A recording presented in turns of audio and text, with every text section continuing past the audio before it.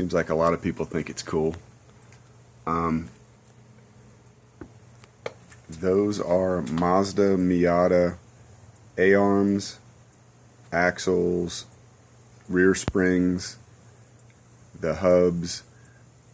I got most of that from the junkyard for about 150 bucks. They're supposed to be 1990 Mazda Miata parts. It came with those axles there with no flange. So I ordered those on eBay for about 80 bucks. And I drilled the holes out to 7/16. And I got these hubs.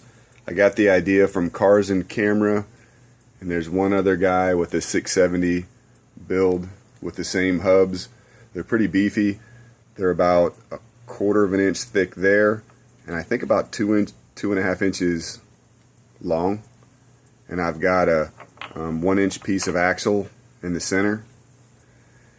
And I think they're just called 4x4. I got them on eBay for about 60 bucks for the pair. And the ones that I've got here, they fit perfectly into the 9/16 bearings. Got those on eBay too. And so I had to cut, there were 1/2-inch lugs on these. So I cut those off. Drilled these out to 7/16, like I said, and it's actually a really tight fit right there. I might go ahead and weld those the washers on just to make it a little bit tighter on this part of the hub, but it's actually really tight. I think it's good.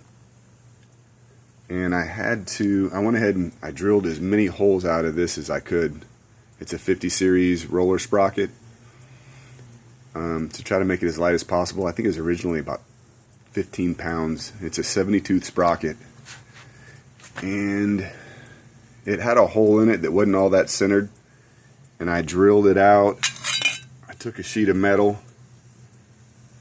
drilled a 1/4 inch hole in it, and then lined up the hole saw as best as I could measure on the sprocket and re-drilled another hole, and it's comes out to about 1/16 of an inch from all the way around, and on two sides it's within 1/16 of an inch, and the other two sides it's actually coming out about perfect.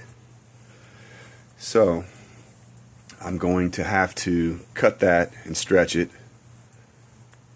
Looks like the exhaust is in the way, so I'm gonna have to chop all that and do something with it, and obviously build a mount for the shock. And I'm going to have to, I raised the sprocket up quite a bit, so I'm not going to need a sprocket guard. That'll save some weight. So I'm going to have to extend this bottom, I think it's a 4-inch by 4-inch square tubing.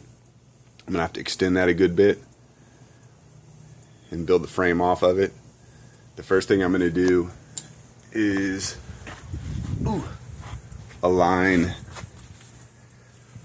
this whole centerpiece right here with the drive sprocket off the engine.